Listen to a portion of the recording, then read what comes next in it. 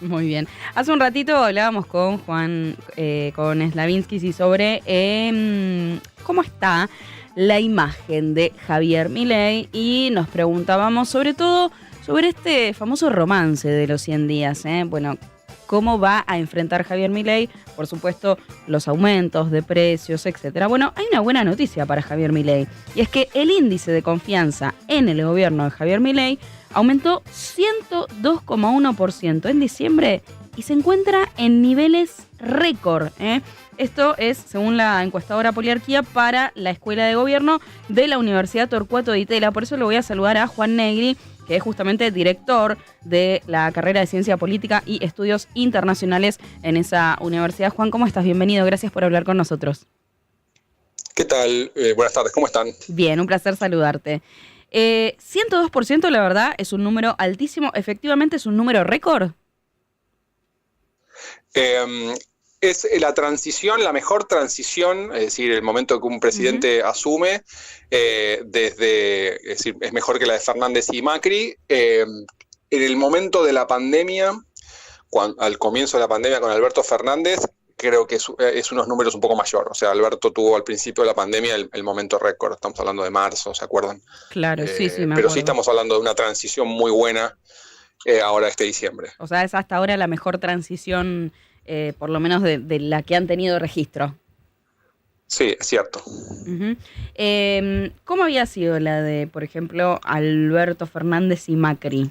Digo, para tener una comparación, ¿no? Hablamos de un aumento de 102% para Javier Milei. En el caso de Macri y Alberto Fernández, tenés, no sé si tenés el dato a mano, pero... Sí, en el caso de Alberto Fernández, por ejemplo, fue una mejora leve, digamos, 18%. Después eso se va a disparar de vuelta en la pandemia. El contexto tiene que ver, en el caso de Alberto fue una elección en la que los votantes de Macri quedan como muy desilusionados. Es decir, el hecho de que Macri no pudiera reelegir entre los votantes de Cambiemos genera como un desasosiego, digamos, una cierta tristeza, llamémoslo así, y entonces no le dieron como una confianza inmediata al nuevo presidente. Entonces Alberto Fernández asume con baja luna de miel, insisto, ya lo dije por tercera vez, pero después en la pandemia él recupera todo eso, pero lo cierto es que la luna de miel de Alberto es muy corta, ¿no? Es decir, los votantes de Macri lo miran con mucha suspicacia. Alberto, la vuelta de Cristina, es decir, para varios de los ciudadanos había sido una muy mala noticia, digamos, la elección de Alberto. O sea, tuvo una luna de miel corta de Alberto Fernández y terminó con una imagen ¿de cuánto? Imagen positiva.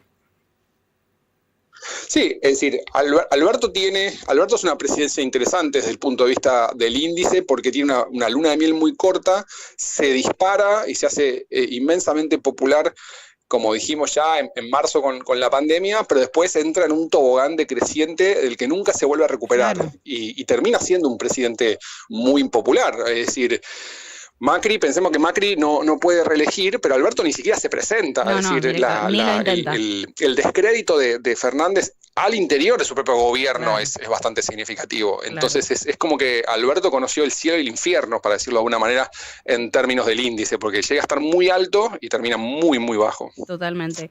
Contame un poco más respecto a cómo miden ustedes, ¿no? Es decir, cuando vos me decís que hay un aumento de más del 102% en lo que es la confianza en el gobierno con la asunción de Javier Milei, ¿qué miden ustedes, no? ¿En qué se manifiesta esta confianza de la gente en el gobierno? Es una pregunta de 0 a 5 en la que le preguntamos a la gente, es una encuesta nacional, se le pregunta a los encuestados, a la muestra, ¿cuán te cree que el gobierno está preparado para resolver los problemas del país? Esa es básicamente la pregunta. Y bueno, después se pondera esa escala de 0 a 5, y eso es lo que nos da el número que tenemos.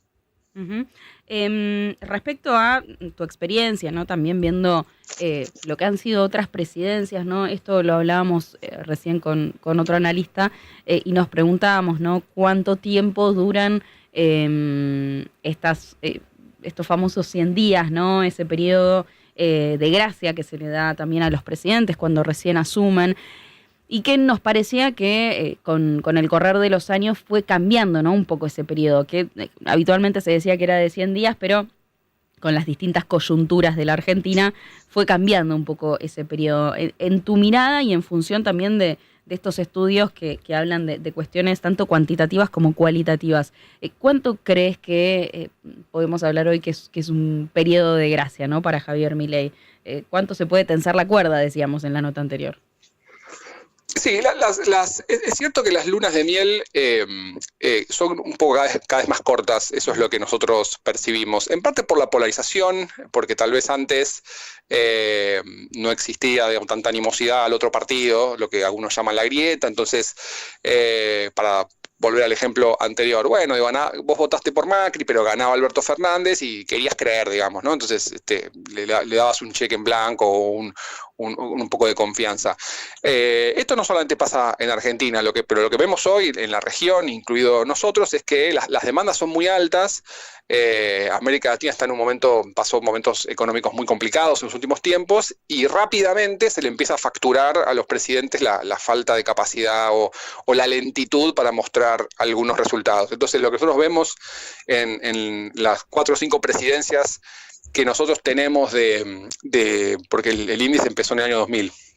Las 4 o 5 presidencias que tenemos medidas es que salvo Néstor, que Néstor se mantiene como un presidente bastante popular durante todo su mandato, sí. Pero salvo Néstor, las lunas de miel han sido, insisto, bastante cortas. Claro, está bien, es interesante, la verdad, analizar todo esto. Juan, te agradecemos mucho por este contacto, te mandamos un gran saludo.